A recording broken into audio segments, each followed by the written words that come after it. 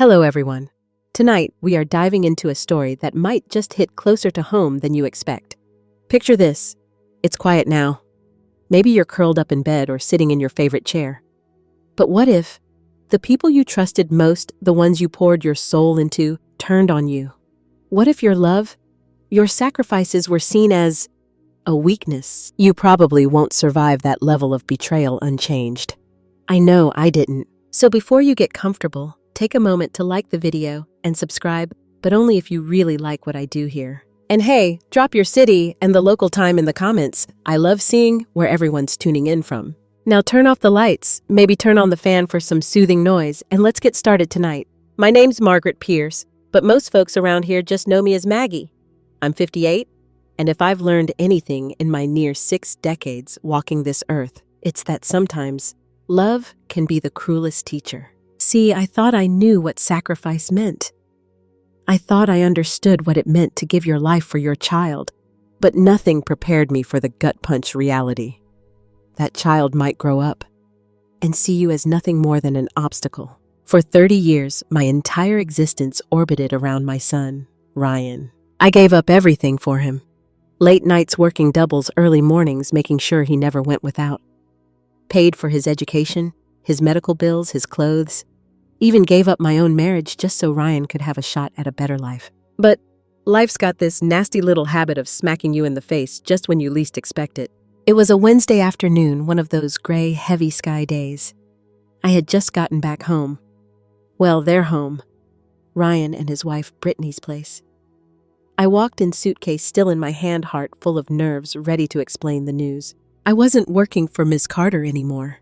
She was my employer, the woman I'd cared for these past several years.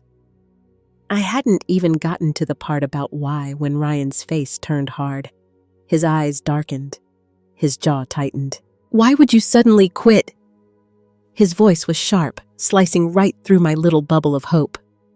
That job was $8,000 a month. What? You planning to just sit around freeloading now? Freeloading. That word. It was like a slap. Like everything I had done, the years of sacrifice, the love, the hours worked, meant nothing now. I could have snapped right then, but I didn't. Part of me thought, maybe he's stressed. Brittany's family always looked down on me. Her mother, Linda, teaches at the university. Her father's some hotshot at City Hall.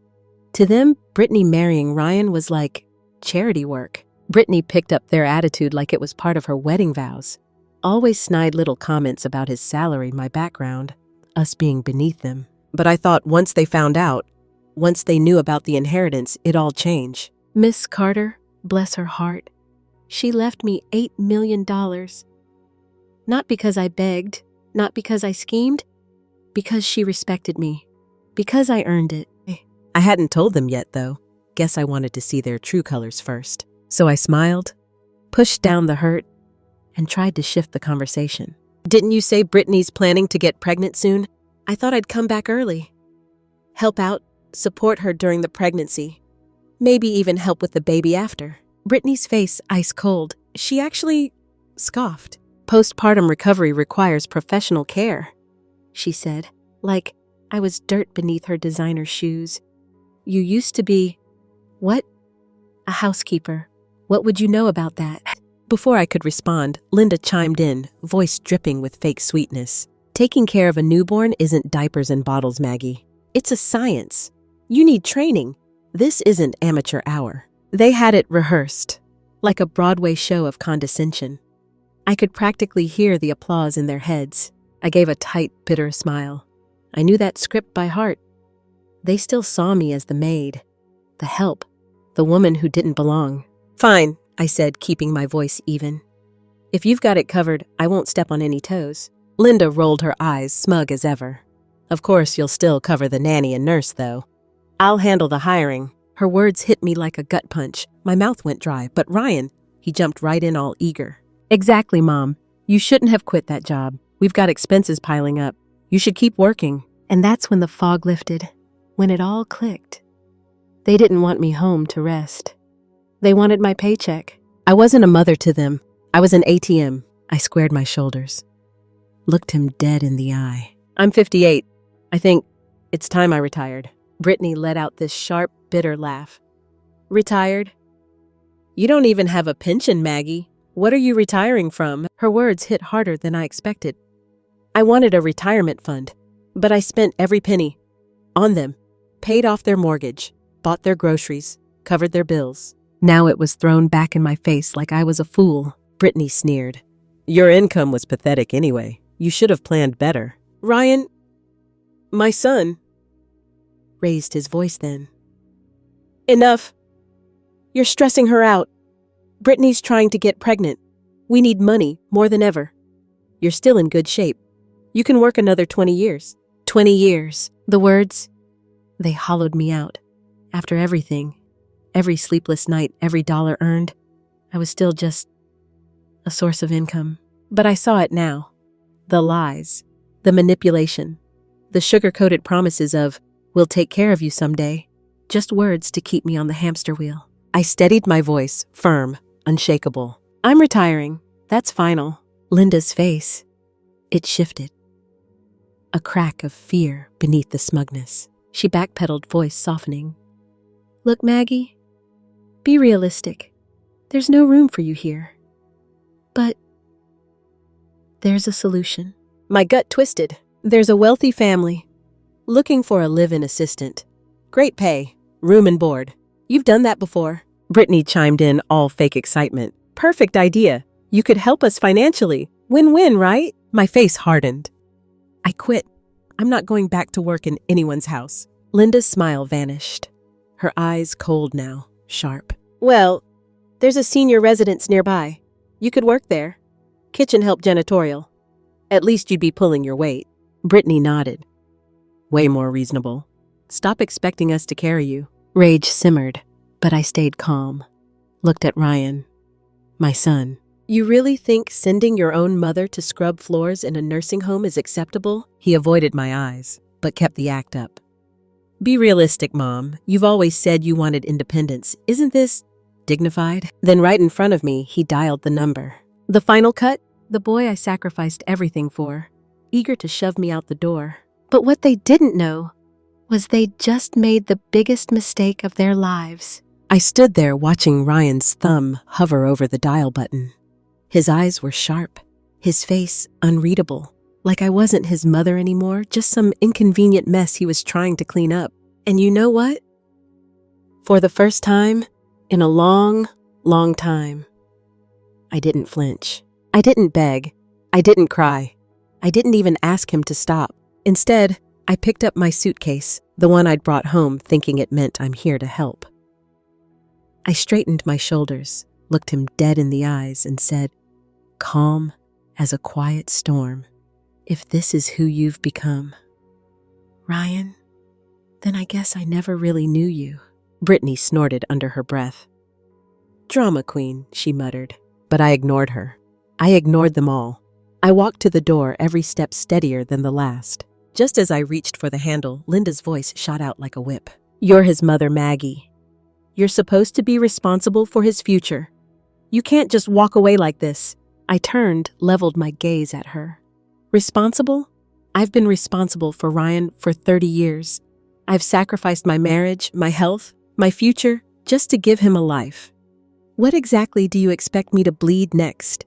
My dignity. Brittany jumped in arms, crossed her eyes, narrowed.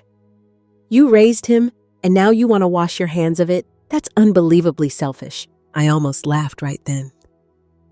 The audacity, the absolute nerve of these people. They had twisted reality so tight, they actually believed their nonsense. You know, I said coolly, for a college professor and a government bigwig family, you sure missed a few basic life lessons. Like, a parent's legal obligation ends when their child turns 18. Me, I went above and beyond. But there's a limit, sweetheart, even for love. Ryan's face darkened, his voice rising with frustration. That's not parenting. That's you trying to pay off your guilt. Every miserable thing in my life is because of you. You owe me for life. It wasn't even the words that broke me. It was the venom, the pure bone-deep resentment in his voice. And then he said it. Did you ask for my permission when you decided to bring me into this world? The room went still. My hand froze on the door. I turned slowly, studied him like I was seeing him for the first time, and realized maybe I was. You really want to go there, Ryan? I said quietly, my voice cold enough to frost the windows. Maybe you should ask your birth mother about that. His brow furrowed, confusion flashing across his face. He opened his mouth, but no words came out. I didn't wait for him to catch up.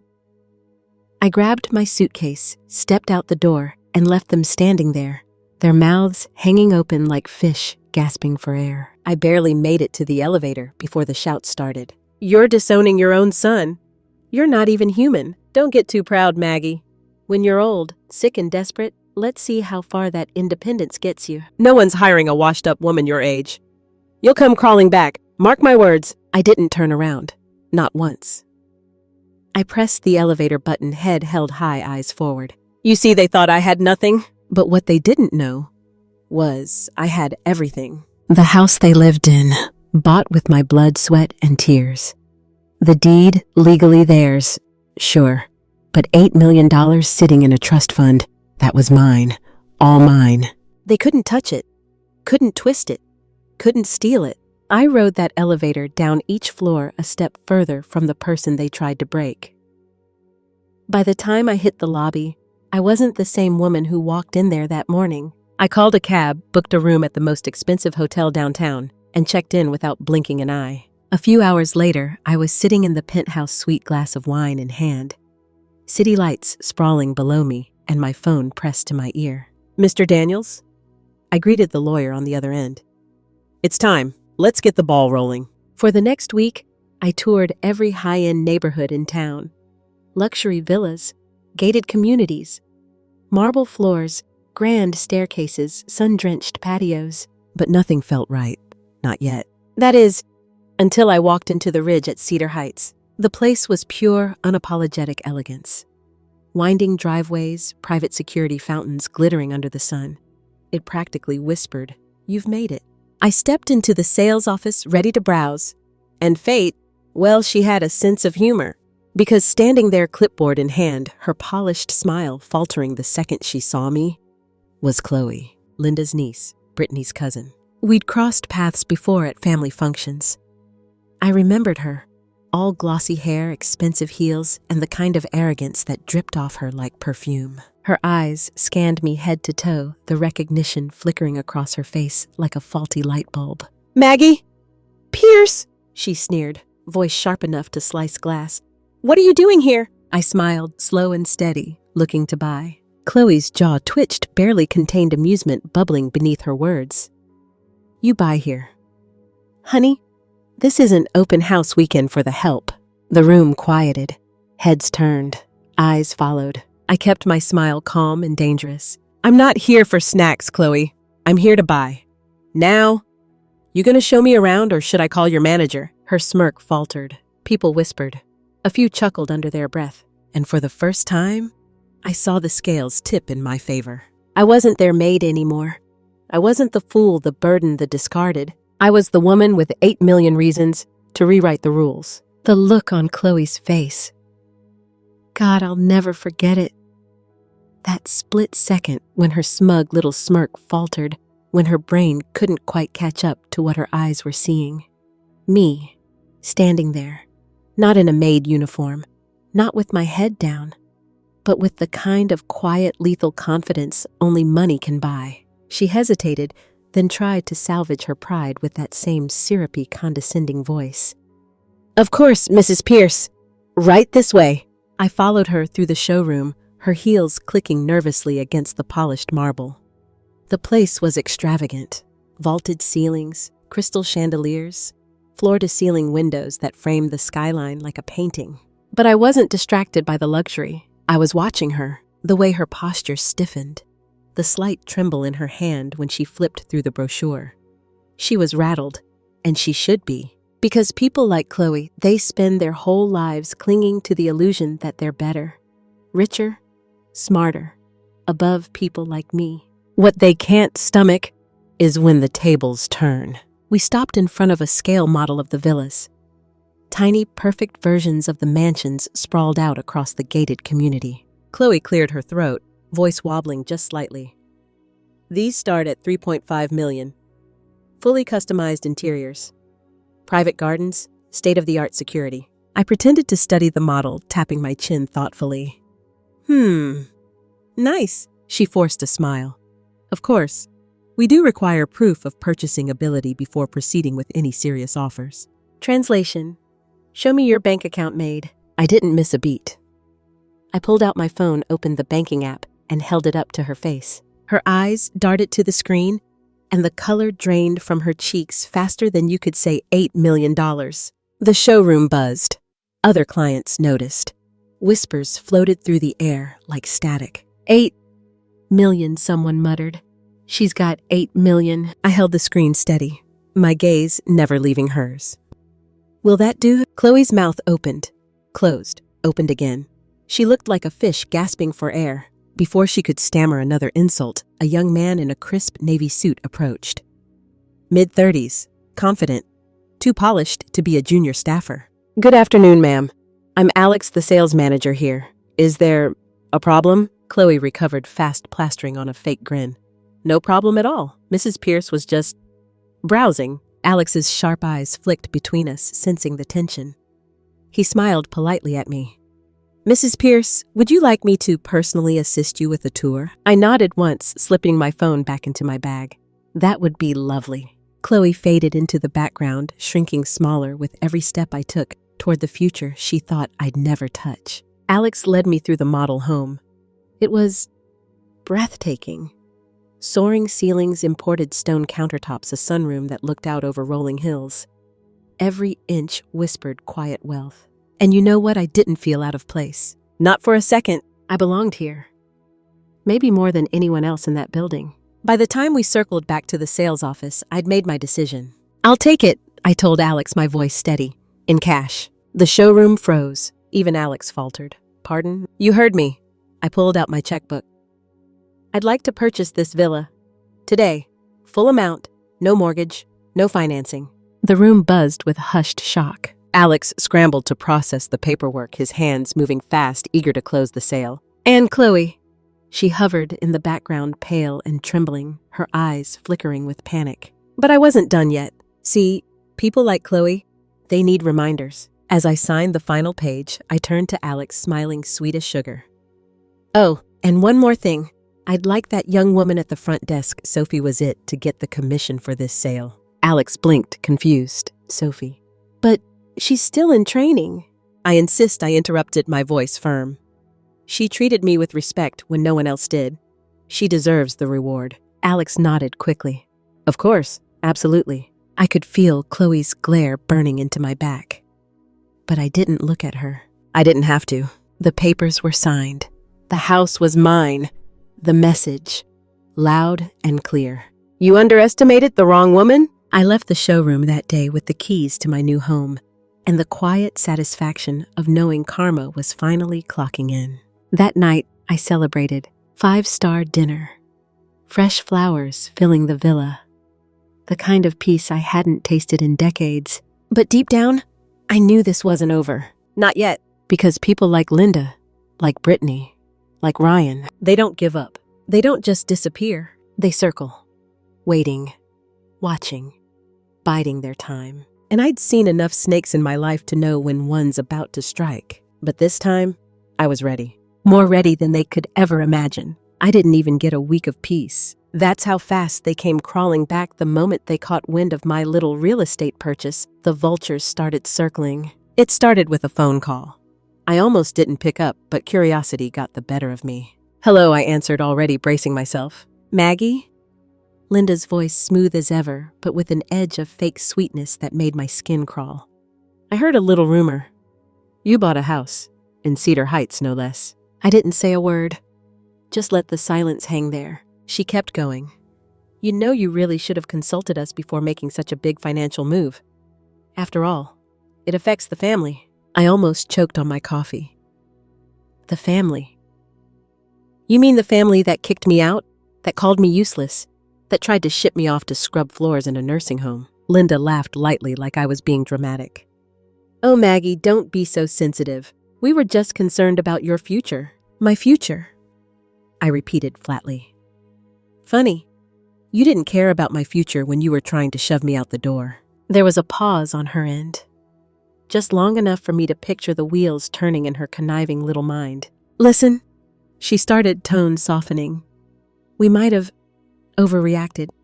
Things got heated, but we're family, and family forgives. I snorted.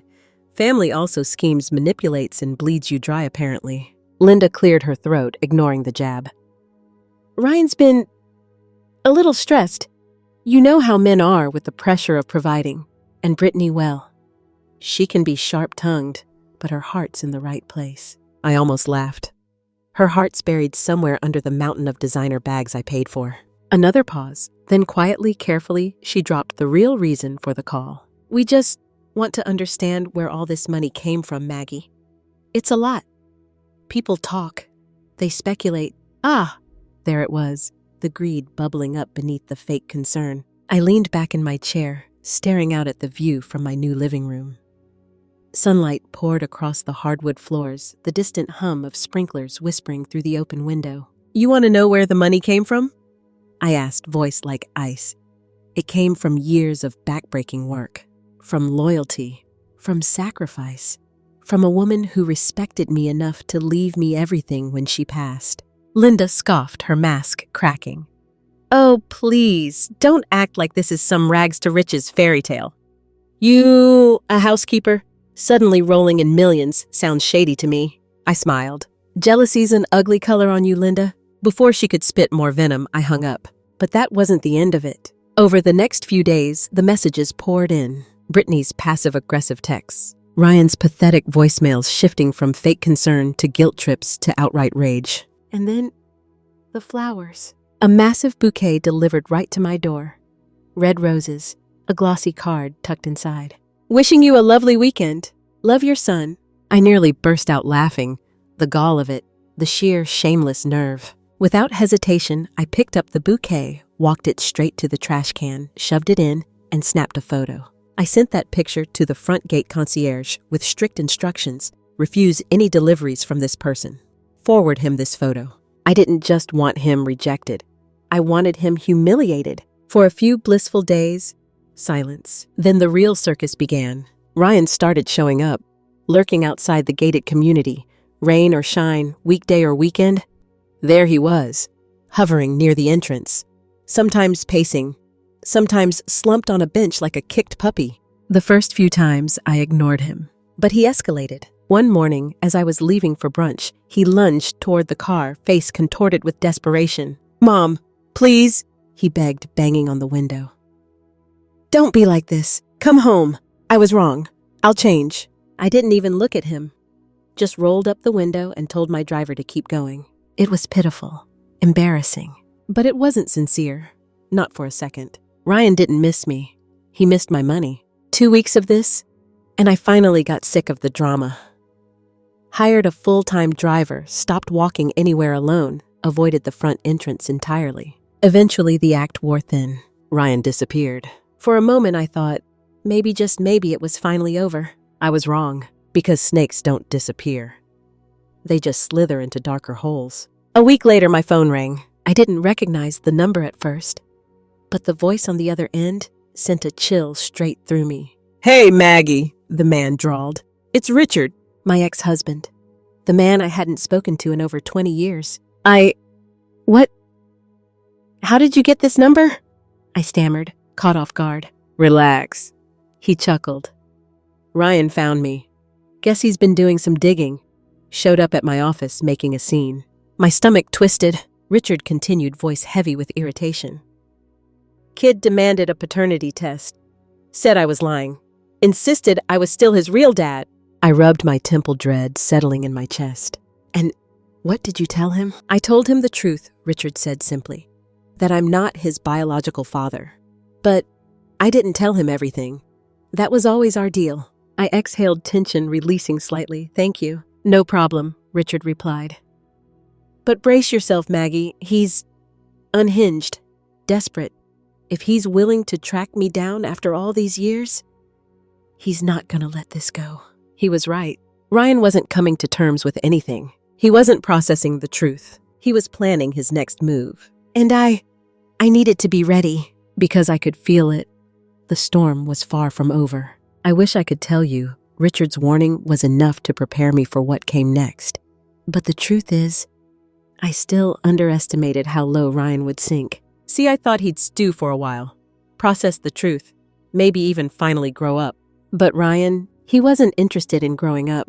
He wanted revenge. And like a child who can't have his toy, he decided if he couldn't control me, he'd destroy me. It started small, subtle. A neighbor's odd glances, whispered conversations that stopped when I walked by, forced smiles that didn't quite reach the eyes. At first I thought maybe it was just the usual neighborhood politics. Rich folks always have something to gossip about. But then Monica called me. You remember Monica, the sweet young sales associate from the Villa showroom? She was the only one who treated me with genuine kindness when I bought my house. She sounded nervous, hesitant. Margaret, hey, I just wanted to give you a heads up. Please don't let what people are saying upset you. I frowned. What people, Monica? What's going on? That's when the other shoe dropped. Apparently, I'd become famous, but not in the good way. Ryan had gone public. He started a live stream channel on one of those big social media platforms, called it How My Mother Abandoned Me. Clever, right? I clicked on the link Monica sent me, and there he was, sitting in some dingy little room, eyes puffy, voice trembling like he was starring in a soap opera. My mother never really loved me, he sniffled to the camera. I worked so hard, studied so hard, and she wouldn't even support me. When I got into college, she left.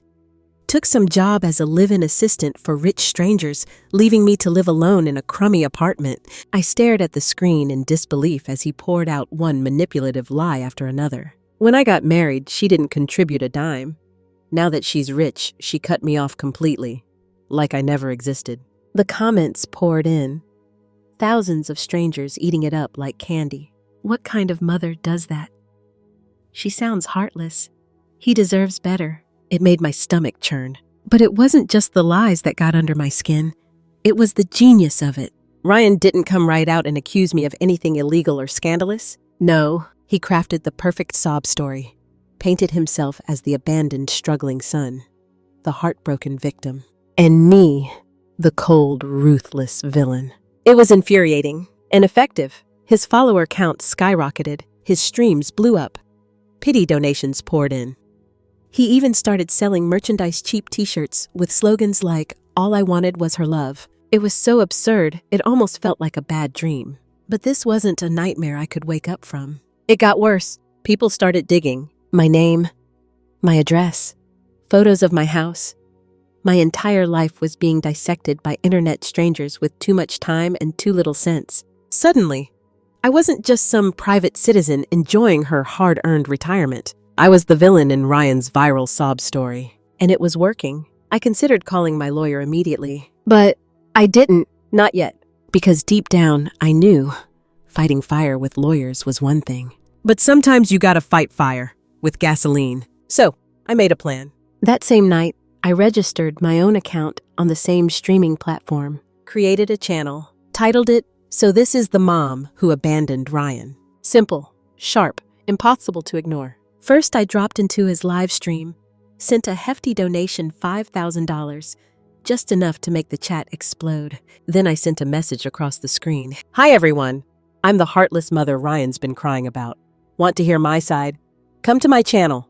Tonight I'm giving away $100,000 in cash prizes. First come, first served." The flood of viewers was immediate. My channel's traffic exploded. Within minutes, thousands poured in, hungry for the tea. I smiled to myself. Showtime. I leaned into the camera, my voice steady, my eyes unflinching. First of all, yes, I cut off financial ties with Ryan. But no, that doesn't make me heartless.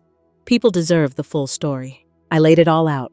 The years of sacrifice, the job I took across the country to pay off their mortgage, the house I bought for them, the constant disrespect, the insults, the eviction from my own home, and finally, the inheritance. I intended to leave every penny to Ryan and his wife, I explained. But instead of gratitude, they schemed to throw me out. suggested I go play live-in servant for some wealthy old man, because to them, I wasn't a mother, I was a wallet. The comments section blew up. What? They tried to get her to be a housemaid. That's financial abuse, not family. But I wasn't done. I shared the notarized trust documents, legal proof of my $8 million inheritance, scanned receipts of medical bills, tuition, every dime I'd ever spent on Ryan's life. Some folks still doubted. But he's your son. Aren't you supposed to support him? I smiled coldly. Support your child. Yes, enable them to bleed you dry forever, no. Especially when that child isn't even yours by blood. The chat exploded. A wall of question marks filled the screen. I leaned in, calm, ruthless. Ryan isn't my biological son, I revealed. I adopted him when he was 1, found him abandoned at a hospital, born with a heart defect, left to die. The comments went nuclear. She saved him. He's adopted, and doing this, she gave him everything. But the final nail came next. I uploaded the audio recording from the elderly man's household, the call where Ryan arranged to ship me off as some old man's personal live-in assistant. It was undeniable. The chat turned. His sob story, shredded. This isn't abandonment. It's survival. He doesn't miss his mom. He misses her money. She's the victim, not him. I sat back satisfied. But I knew this was just round 1. The real fight. That was still to come. I thought I was prepared for the fallout.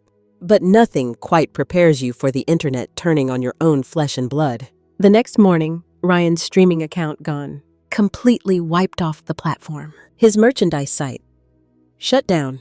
The pity donations frozen. Turns out, when you expose the truth with cold, hard evidence, public sympathy flips faster than a light switch. But you know what they say about cornered animals. They bite. And Ryan, he didn't just bite.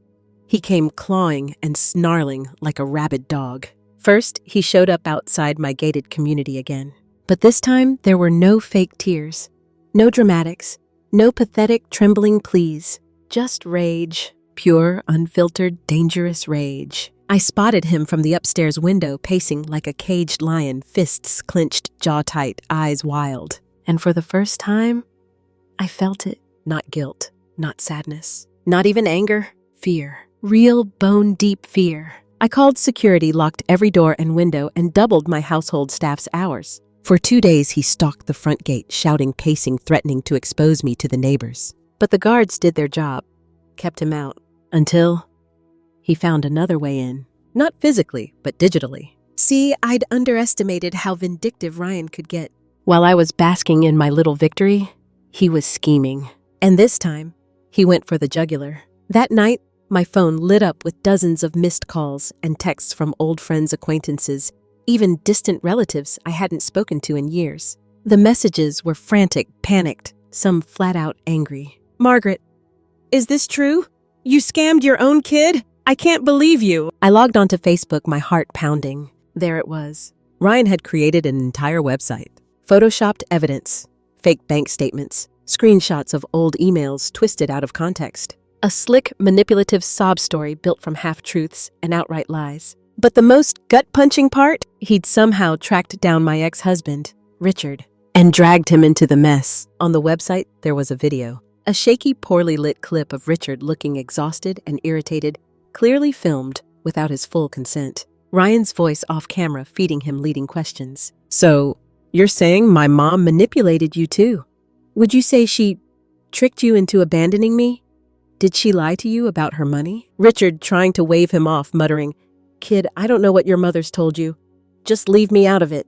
But Ryan edited the video, cutting it to make it seem like Richard confirmed every disgusting accusation. The site. It went viral within hours. Suddenly, I wasn't just a heartless mother. I was the villain of some twisted domestic scandal. Tabloids started sniffing around. Random strangers sent hate mail to my house. My garden gate got vandalized with spray paint. Greedy old witch. It was surreal how quickly the world can turn on you when a well-crafted lie spreads faster than the truth. I called my lawyer immediately. We need to sue, I snapped. Defamation, harassment, everything. But my lawyer, he was calm, calculated. Maggie, we absolutely can, he agreed. But you know how these things play out. Lawsuits take time. Meanwhile, your reputation burns. I clenched my fists, teeth grinding. Then what do you suggest? He hesitated, then offered a slow, dangerous smile. You've already beaten him once publicly. You want to end this, hit him where it hurts. Not with courts, with the one thing he values more than anything else. I already knew the answer, his ego. And his wallet. That night, I stayed up late. I rewatched every one of Ryan's live streams I could find, dug through his old posts, his friends lists, his pity party fan base. I learned his game inside and out. And then, I beat him at it. See, what Ryan never realized is you don't survive as a working-class single mother for 3 decades without learning how to play dirty when necessary. The next morning, I launched my own website. Clean, professional, full of notarized documents, legal statements, bank records, adoption certificates, proof. Real, undeniable proof. And then, I dropped the final bomb, an unedited audio recording from Richard himself. Turns out, after that manipulated video surfaced, Richard wasn't happy. We met for coffee. Old history, old bitterness aside, even he agreed Ryan had crossed a line. He recorded a formal statement, clear, concise, impossible to twist. I was never Ryan's biological father, he stated. Maggie never lied to me. We made that choice together, and Ryan's current behavior, that's on him. The recording went live, and with it, my reputation flipped back like a coin. The hate, it turned to sympathy. The vandalism stopped overnight. The media lost interest. The moment the real facts hit the internet, Ryan, he panicked. He deleted the website, went radio silent, but the damage was done to him. Not me. My lawyer filed the defamation lawsuit the very next day. And as for me, I didn't celebrate. I didn't pop champagne or throw a party. I simply exhaled because finally, I was free, or so I thought. But the thing about people like Ryan, they don't crawl away quietly. They come back. And this time, he wasn't coming alone. I should have known better. Really, I should have. The moment I let myself believe it was over, the quiet days, the blooming garden, the neighbors finally smiling at me again, that was when the next storm rolled in. Because snakes, they always shed their skin and come back meaner. It started with a knock at the door. Not the front gate, the actual front door of my villa. Which was strange because security never let unapproved visitors through, unless they were on the list. I cracked the door open cautiously, and there she was. Brittany, Ryan's wife. My sweet, scheming daughter-in-law. Hair done to perfection, makeup flawless, designer purse dangling off her arm like a trophy. I hadn't seen her in months, not since the day they kicked me out like garbage. Her smile was fake, but her eyes calculating. Cold. Hi, Maggie. She greeted like we were old friends catching up over coffee. I didn't invite her in. Did security forget how to do their job? I asked flatly. She let out a light, airy laugh. Oh, come on. Don't be like that. I'm family. I raised an eyebrow. I'm sure that's what the guards thought too. So, what do you want? Brittany shifted her purse, her smile tightening just a fraction. I think we need to talk. I disagree. Maggie. Her voice dropped, losing the fake warmth. This thing with Ryan, it's gotten out of hand. You've made your point. You've embarrassed him. You've crushed him.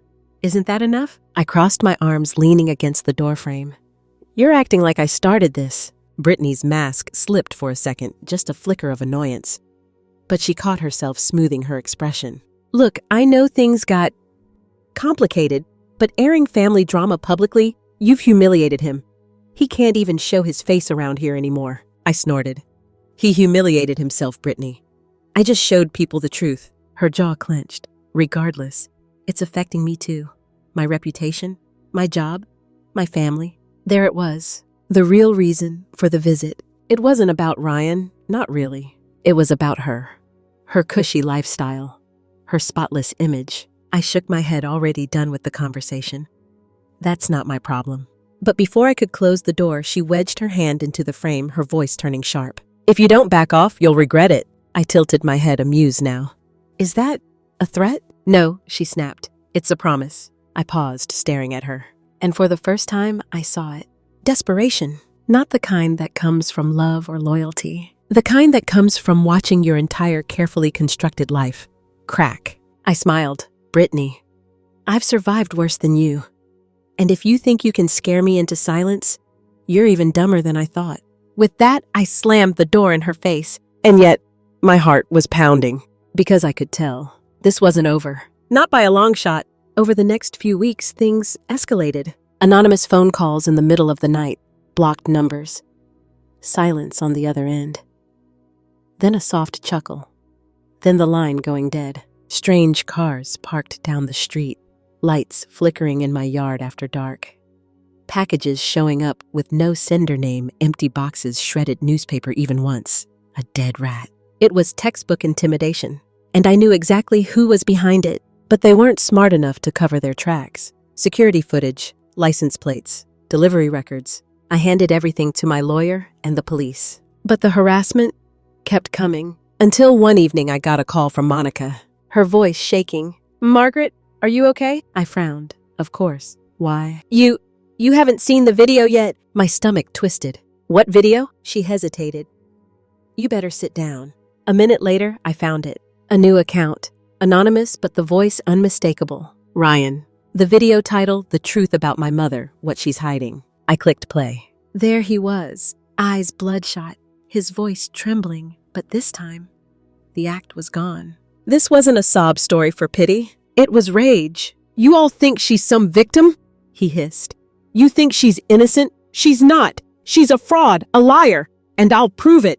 Then he did the one thing I didn't expect. He showed my adoption papers, twisted them, spun them into a disgusting narrative. "She never loved me," he sneered. "She picked me up like a charity case, used me for sympathy, for handouts, everything I had. She held it over my head, and when she got rich, she cut me off, because I wasn't her real child." The comments section was already exploding. How could she do that to an adopted kid? She probably only took him in for tax breaks. Disgusting. Using a child for pity. I clenched my fists, my pulse roaring in my ears. The lies were poison, and they were spreading fast. But what Ryan didn't realize, he wasn't the only one with receipts. I picked up my phone, called my lawyer. My voice calm, controlled. "It's time," I said simply. "Release everything. The real adoption records, the medical bills, the receipts, the notarized statements from social services confirming I adopted Ryan at my own expense with no compensation, no tax breaks, no charity funding. The documentation showing I worked 3 jobs to pay for his surgeries. The evidence proving beyond any doubt that I gave him everything. It all went live. And then I released the final blow. A video of my own. But this time, I wasn't just defending myself. I was telling the whole story. Unfiltered, brutal, honest. From the moment I found him abandoned, frail, clinging to life. To the sacrifices. To the betrayal. To the lies. I laid it all bare. And this time, the internet saw, really saw, the truth, the real villain. And just like that, the tide turned again. But deep down, I knew this wasn't victory. This was war. And I was just getting started. The war wasn't clean. It wasn't quick. It wasn't satisfying. It was exhausting. You see, people love drama. They eat it up. They scroll and comment and judge, but they forget. Behind every viral video, every headline, there's a real human being who still has to wake up the next day, shoulders heavy, heart battered, wondering how much lower this mess can drag you. For weeks, my life was split in two. By day, I tried to live normally. Coffee in the sunroom, gardening, quiet lunches by the lake. Little moments that reminded me I had built a new life, that I didn't owe anyone an explanation for my peace. But by night, it was a battlefield. Ryan's little army of internet sympathizers kept resurfacing. Private messages, hate comments, phone calls from blocked numbers. I ignored them at first. Blocked, deleted, reported. But they kept coming. And it wasn't just strangers, old neighbors, distant relatives, even women from the piano showroom, the ones who used to look down on me, whisper about my maid background. They all had an opinion now. One afternoon at the cafe, I overheard 2 of them at the next table. She should have been grateful, one of them hissed, raising someone else's kid. What did she expect? Now she's got money, she thinks she's untouchable. I stirred my coffee slowly, not even turning around. Let them talk. Their small minds couldn't touch me. But inside, it still stung. It always stings when you realize, even with money, even with proof, some people will always believe the version of you that fits their narrative. And then came the final rotting cherry on top. A letter, mailed straight to my villa. No sender's name, but the handwriting, unmistakable. Ryan's. Inside, a copy of legal documents. He was suing me for emotional damages, for exploitation, for abandonment. I nearly laughed. The audacity of it. But it wasn't funny. Because the court doesn't care about gossip, about feelings. The court cares about paperwork, about appearances. And Ryan, for all his failures, knew how to put on a performance. I called my lawyer, slid the documents across the desk. He read them. His face darkened. "It's weak," he muttered, "but it's enough to drag you through hell for months." I sighed, rubbing my temples. "Can we fight it?" "Of course," he said. "But it'll be public. Ugly. You sure you want that?" I stared at him. I thought about my villa, my garden, the sunlight that had finally started to feel warm again. Then I thought about Ryan, the years, the sacrifice, the betrayal. "Yeah," I whispered, "I'm sure." And so, it began. Depositions, statements, court dates. Ryan paraded in with his smug little smirk, his lawyer glued to his side, Brittany trailing behind like some tragic housewife in a soap opera. He told the judge I used him, manipulated him, that I only adopted him for sympathy, that I abandoned him the moment I didn't need him anymore. I sat there silent, letting him spin his lies. And when it was my turn, I told the truth. Calm, collected, brutal.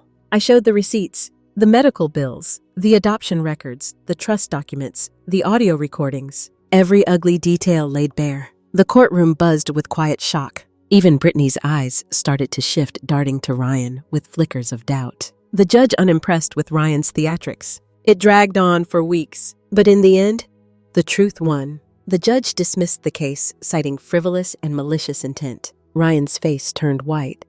His lawyer looked like he wanted to disappear. But I wasn't finished. My countersuit for defamation and harassment, that one stuck. Ryan was ordered to pay damages. It wasn't a fortune, but it was a victory. Small, quiet, but mine. After the hearing, as I walked out of the courthouse, I expected him to follow, to hurl insults, to plead, to beg. But instead, I found Brittany, waiting by my car, arms crossed, face unreadable. For a moment, we just stared at each other. Then finally, she spoke. "I'm leaving him." I raised an eyebrow. "Excuse me?" Her voice wobbled, but she kept her chin high. "I stayed because I thought he was just broken. Lost. But after today, after all the lies, I see it now. He's rotten, and I won't drown with him."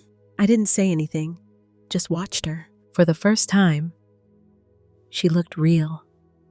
Tired, defeated, but real. She took a shaky breath. "I'm filing for divorce. I just thought you should know." I nodded once. "Good for you." And with that, she turned, heels clicking against the concrete, walking away from the wreckage she helped build. The divorce finalized quietly. Ryan spiraled. But me, I rebuilt, brick by brick, day by day. The noise faded. The drama dimmed. For the first time in, I couldn't even count how many years. I could breathe. And I promised myself I would never let anyone, family, blood, or otherwise use me as a stepping stone again. But deep down, I knew, with Ryan, it wasn't truly over. Not yet. It wasn't the end. Not with Ryan. It never is with people like him. The thing about narcissists is, they don't just vanish when they lose. They regroup. They rebrand. They crawl back with a different mask. For a while, I actually believed maybe the storm had passed. Months went by. Quiet ones. Peaceful ones. My garden flourished. I started taking art classes. I even hosted a little dinner party at the villa. Just a few new friends from the neighborhood, glasses of wine under the patio lights. We laughed. We shared stories. And for once, I didn't feel like the outsider, the charity case, the unwanted burden. I was just Margaret, the woman who made it. But Ryan, he was a shadow that never really disappeared. It was Monica who tipped me off again. She called one afternoon, her voice tight. You might want to see this," she said, sending me a link. My stomach turned as I clicked. There he was, my son. New country, new identity, same poison. Canada. Apparently, Ryan had packed up his broken pride, grabbed what little money he had left, and vanished north. Now he was online again, different platform, same manipulative game. Only this time, he was rebranding himself as some kind of motivational speaker. From abandoned son to self-made survivor, his page read. The irony made my teeth ache. I scrolled through his videos. Him in some run-down apartment, barely furnished, dark circles under his eyes. His voice was softer now, calculated, tragic. He wasn't spewing rage this time. No. He was playing the redemption arc, telling sob stories of abandonment, twisting the narrative, leaving out the lawsuits, the court losses, the truths I exposed. And the worst part? It was working. People were donating, following, believing him. I closed the laptop with a sigh. It should have made me furious. But all I felt was hollow. I didn't even have the energy to fight anymore, because the truth, his lies, didn't touch me here. Not in my villa. Not with my bank account intact. Not with my life finally my own. Let him chase internet sympathy in another country. Let him stew in the consequences of his own choices. I was done. Or at least, I tried to be. A week later, the letter came. Thick envelope. Canadian postage. I recognized the handwriting immediately. Ryan. I debated tossing it in the trash. But curiosity? It's a stubborn thing. I opened it. Inside a single-page letter. The words scrawled uneven, messy. Mom, it started. I know you hate me. I've made mistakes, but I'm your son. Nothing changes that. I kept reading. I don't have money. I don't have anyone. You're all I have left. It was desperate, pathetic, a last-ditch grab for sympathy. But the worst part? The final line. If you don't help me, I'll have no choice but to remind the world of what kind of woman you really are. A threat, wrapped in fake vulnerability. I held the letter for a moment. Let the weight of it settle in my chest. Then I tore it in half. Because I finally understood something crystal clear. Ryan wasn't my responsibility. He never had been. Yes, I took him in. Yes, I raised him. Yes, I gave him everything. But that didn't make me his doormat for life. That made me a mother who did her job. What he did with that was on him. I filed the letter away with the rest of the documentation. My lawyer needed to see it, just in case. But me, I poured a glass of wine, walked out to the garden, and let the sun warm my face. Ryan could threaten. He could manipulate. He could lie. But I wasn't afraid anymore, because I had something stronger than fear. I had peace, and I wasn't giving it up for anyone. Not even him. But deep down, I knew. People like Ryan, they don't stop. And the next time he came for me, I'd be ready. Because I wasn't the same woman who begged for a place in their house. I was the woman who bought her own. The woman who survived. And this time, the only person I was fighting for was me. It's funny how quiet can feel suspicious when your life's been chaos for so long. The next few months were calm. Too calm. No letters, no phone calls, no viral videos, no internet hate mobs showing up in my DMs. Part of me wanted to believe it was over, that Ryan had finally accepted I wasn't playing his games anymore. But experience has a way of sharpening your instincts. And mine, they were screaming that the quiet wasn't peace. It was preparation. And sure enough, the next blow came. But this time, it wasn't through the internet, or a letter, or a threat scribbled on a note. It came through the front gate, literally. I was in the sunroom watering my ferns when my phone buzzed.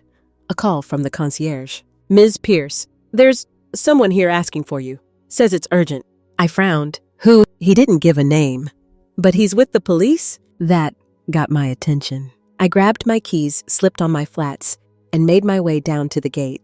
The moment I saw the two uniformed officers standing there, my stomach dropped. Next to them, a man I hadn't seen in over 20 years. Richard, my ex-husband, looking older, tired, more worn down than I remembered. What's going on? I asked, approaching cautiously. The officers exchanged a glance. Ma'am, your ex-husband contacted us. He flew down from Vancouver this morning. Says your son's missing. My heart stopped. Missing? I repeated, disbelief curling in my chest. Richard nodded, running a hand through his graying hair. It's bad, Maggie. He's been gone for 2 weeks. No calls, no texts, nothing. For a moment, I didn't know how to react. Panic, guilt, sadness. But what came out was suspicion. You came all this way just to tell me that you think I know where he is? Richard exhaled. Look, I know what happened between you two. I know things were ugly, but Ryan, he's spiraling. He's broke, homeless, angry. I thought maybe he came here. Maybe he reached out to you. I shook my head. I haven't heard a word. One of the officers spoke up. We're just following up on the missing person report. Standard procedure. I crossed my arms. And what? You think I'm hiding him in my guest room? The officer's face stayed neutral. We're not accusing you of anything, ma'am. We just have to ask. I sighed, rubbing my temple. The headache creeping in was relentless. Richard watched me for a moment, his eyes softening. Look, I know you're angry. You have every right, but he's still your son. I met his gaze, unflinching. No, he was my son. The man you raised with me. He died the moment he decided to betray me. Richard flinched, but I didn't care. The officers wrapped up their questions and left offering polite apologies for the disruption. Richard stayed behind. For a long moment, we just stood there, two people bound by old scars and even older regrets. Finally, he spoke. You know, I walked away because I couldn't do it. Couldn't raise someone else's kid. I was a coward. I said nothing. He continued, voice quieter. But you stayed. You fought. You gave him everything. A bitter smile tugged at my lips. And look how that turned out. Richard shoved his hands in his pockets, eyes downcast. I'm not asking for forgiveness, but if you hear anything, let me know. Please. I gave a small nod, more for my own closure than his. And then he left. I thought that was the end of it. But life, it doesn't let you off that easy. 2 days later, the package arrived. No sender, no return address. Inside, a USB drive. No note, no explanation. Just a tiny, ominous flash drive sitting there, daring me to look. I plugged it into my laptop. What played sent ice straight through my veins. It was Ryan, gaunt, unshaven, his eyes sunken, his voice hollow. The video was shaky, filmed in what looked like a dingy motel room. The walls stained, the curtains drawn. Mom, he rasped, if you're watching this, then I'm probably gone. My breath hitched. I'm not saying this to scare you, he continued, but I've lost everything. The money, the house, my marriage, my reputation. His eyes glistened, whether from tears or exhaustion, I couldn't tell. I blamed you for everything, he whispered, but the truth is, I destroyed my own life. He paused, swallowing hard. I've been thinking about ending it. My whole body locked up. I'm not trying to guilt you, he added quickly. But I needed to say this. You were the only person who ever gave a damn. And I threw it away. The video cut off abruptly. No ending, no goodbye, just darkness. For a long time I sat there, frozen. All the anger, the betrayal, the lawsuits, the lies. And yet, my heart cracked all over again. Because no matter how twisted he'd become, somewhere in there was still the broken little boy I held in my arms all those years ago. I didn't know what to do. Call the police. Hunt him down. Pretend it wasn't my problem anymore. The truth, I didn't have an answer. All I knew was the storm wasn't over. And this time, I didn't know if either of us would survive it. That night, I didn't sleep. The words from Ryan's video looped through my mind over and over, like a broken record I couldn't shut off. If you're watching this, I'm probably gone. I sat there staring at the dark screen of my laptop, feeling numb. I thought about calling the police, about reporting the video, about doing something. But every time I reached for my phone, my hand stopped halfway. Because underneath the fear was exhaustion. 30 years. 30 years of sacrifice, of holding him up, of pouring every ounce of love I had into a child who at every turn found a new way to break me. And now, this. I couldn't decide if it was a final manipulation or a genuine cry for help. All I knew was that I was drowning in it. By sunrise, I still hadn't made a decision. But life has a funny way of forcing your hand. At exactly 8:30 a.m., my phone buzzed again. An unknown number. I let it ring twice before I answered, my voice hoarse from hours of silence. Hello? A pause. Then a woman's voice, soft, careful, strained with concern. Is this Margaret Pierce? Yes. Who's this? The woman hesitated, then continued. My name's Detective Sarah Klein. I'm calling from the Vancouver Police Department. My heart clenched. We found your son. I gripped the edge of the countertop, my knees threatening to give out. Is he? I couldn't finish the sentence. He's alive, she said quickly. But it's complicated. I sat down, the tension draining from my body, replaced by a new tangled knot of confusion. Where is he? She exhaled. At St. Matthew's Hospital. He was admitted 2 nights ago. Severe dehydration, malnutrition, mental health crisis. The motel staff found him. I squeezed my eyes shut. A part of me wanted to scream at the ceiling, to throw things, to cry. But all that came out was a quiet, bitter laugh. Of course, even now, even at rock bottom, he couldn't just pick himself up. He had to drag me into it. The detective cleared her throat. I'm only calling because he listed you as next of kin. Legally, you have the right to be involved, or not. Entirely your choice. My mouth felt dry as I spoke. Is he conscious? Barely, she admitted. But he asked for you. The words hit like a punch to the chest. Asked for me. I wanted to believe it meant something, but experience taught me better. Still, I couldn't ignore it. I'll be on the next flight, I whispered. And just like that, I was back in the cycle. A few hours later, I was standing at the airport, ticket in hand, wondering how the hell I got here again. On the plane, I barely noticed the hours pass. My mind was racing. Images of Ryan as a baby, the hospital visits, the tiny frail body hooked up to machines, the nights I stayed up holding him, praying he'd survive. And now, here we were. Full circle. When I arrived at the hospital, the receptionist guided me through sterile halls, the hum of fluorescent lights buzzing overhead. Finally, we stopped outside room 214. The detective was waiting. Take your time, she said softly. But be prepared. Prepared. I wasn't sure anyone could be prepared for this. I stepped inside. The room smelled like antiseptic. The blinds were drawn. Machines beeped quietly. And there he was, Ryan, thin, pale, eyes sunken deep into his face, his arms littered with IV lines and medical tape. I barely recognized him. But those eyes, those same hazel eyes I used to see peeking out from under the covers at night, they were still his. He looked at me, his face crumbling, and for a moment, he wasn't the manipulator, the liar, the man who'd tried to destroy me. He was just my broken little boy again. Mom! His voice cracked. I opened my mouth, but nothing came out. He reached for me weakly, his hand trembling. And despite everything, I stepped closer, sat beside him, held his hand. We sat in silence for what felt like an eternity. Finally, he whispered, I'm sorry. 2 words. Too little, too late, but also everything. Tears pricked at the corners of my eyes. I didn't forgive him, not entirely. But in that moment, I realized forgiveness wasn't the point.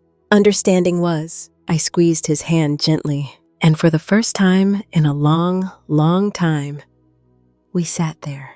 Mother, son, 2 shattered people, trying for once to pick up the pieces. I didn't know where we'd go from here, but I knew one thing for certain. This wasn't the end. It was something else. Maybe not hope, but maybe the fragile beginning of it. Hospitals. They have this eerie way of slowing down time. The beeping machines, the sterile air, the faint hum of voices echoing down the hall. I sat there beside Ryan's hospital bed, listening to his shallow breaths. My fingers still loosely wrapped around his frail hand. His skin was cold, clammy, like all the life had been drained from him. And in some ways, maybe it had. After everything, the lies, the lawsuits, the internet circus, seeing him like this, reduced to bones and bruises. It twisted something in me I wasn't ready for. Pity maybe, guilt possibly, but mostly exhaustion. I didn't want to fight anymore, didn't want to hate him, or love him, or explain myself to him. I just wanted peace. The doctor entered quietly, clipboard in hand, offering a sympathetic smile. He's stable, for now, she explained. But his mental health, that's another story. He needs treatment, counseling, possibly inpatient care. I nodded absently, barely processing the words. She hesitated, then asked, "Are you his only family?" The question hit like a rock to the ribs. Technically, no. But practically, yes. Brittany had left. His so-called friends disappeared when the money ran dry. His biological parents never wanted him in the first place, which left me, always me. I exhaled, rubbing my temple. Yeah, I'm all he's got. The doctor patted my shoulder, her voice soft. Take your time. We'll support whatever decision you make. Decision. That word sat heavy in my chest as I left his room and stepped into the hall. What decision was there to make? Walk away. Again. Cut him off for good. Or do what I've always done. Pick up the pieces of his mess. I leaned against the cold tiled wall, closing my eyes, letting the weight of it all sink in. For so long, I thought cutting him off was the answer. Protecting myself.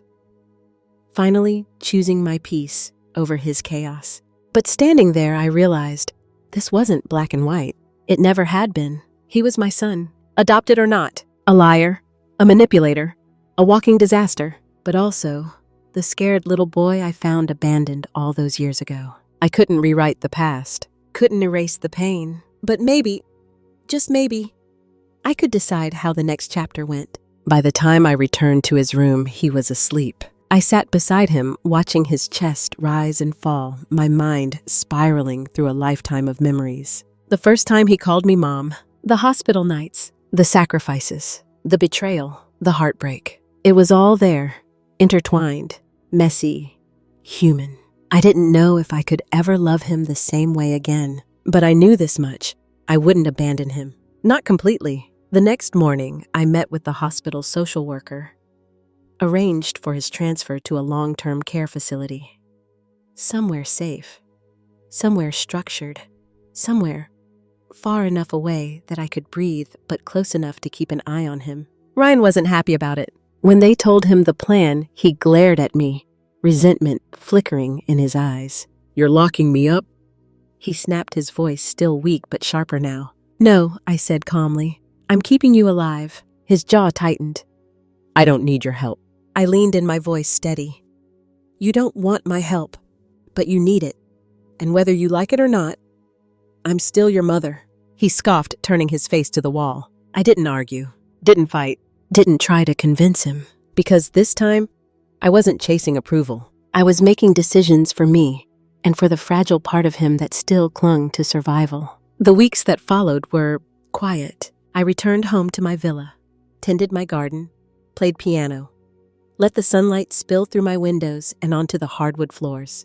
And for the first time, I didn't feel guilty for choosing peace. I checked in with the facility occasionally. He was adjusting, slowly, begrudgingly. The doctor said it would take time, maybe years, maybe forever. But that was his battle now. Mine was finally my own. One morning as I sipped coffee on my patio, my phone buzzed. A text. Ryan, I still don't forgive you, but thanks for not letting me die. I stared at the screen for a long time. Then with steady hands, I typed back. Me, I don't need your forgiveness.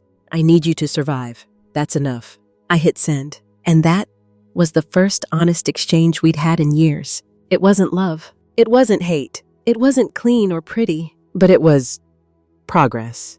And for now, that was enough. Progress is such a funny word. It sounds hopeful, positive, like there's a straight line between broken and healed. But if life has taught me anything, it's that progress is messy. It's 2 steps forward, 3 steps back.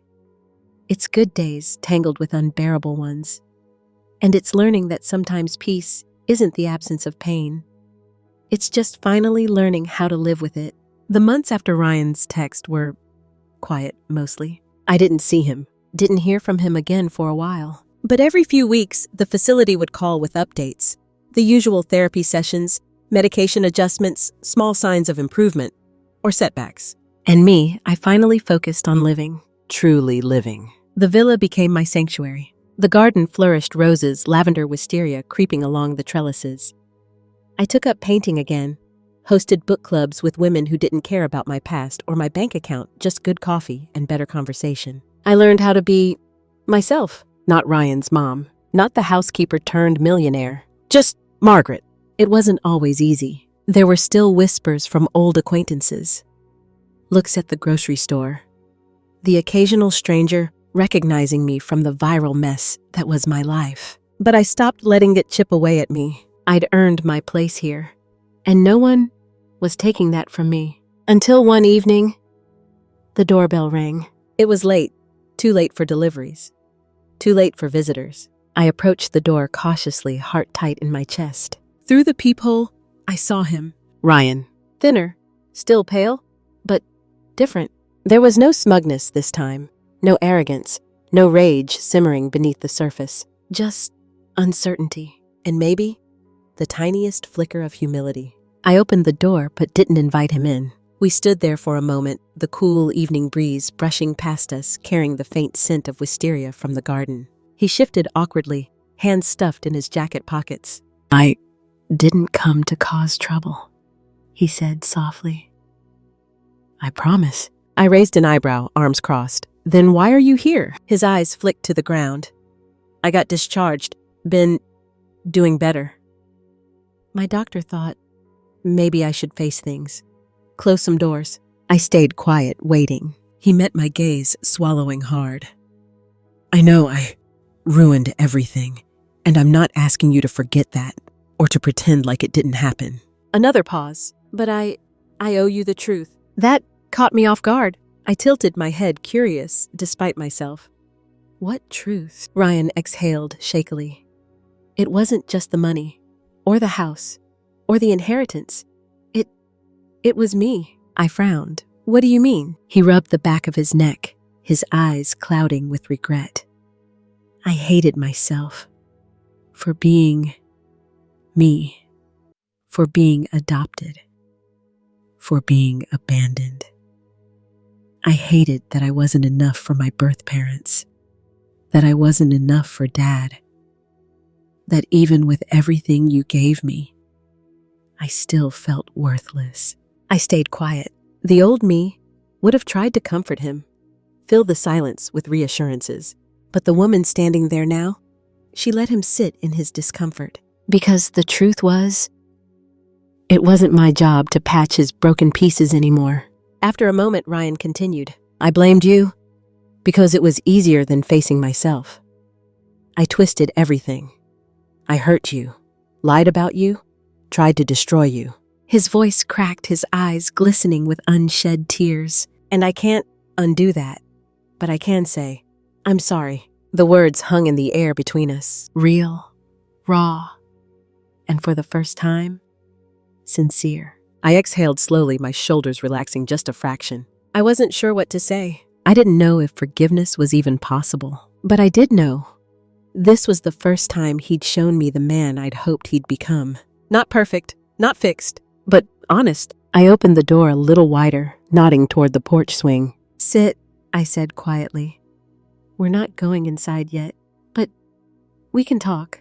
He blinked, startled, then nodded. We sat in silence for a while, the night settling around us like a heavy blanket. No more shouting, no more manipulation. Just two flawed, scarred people, finally trying to face the mess together.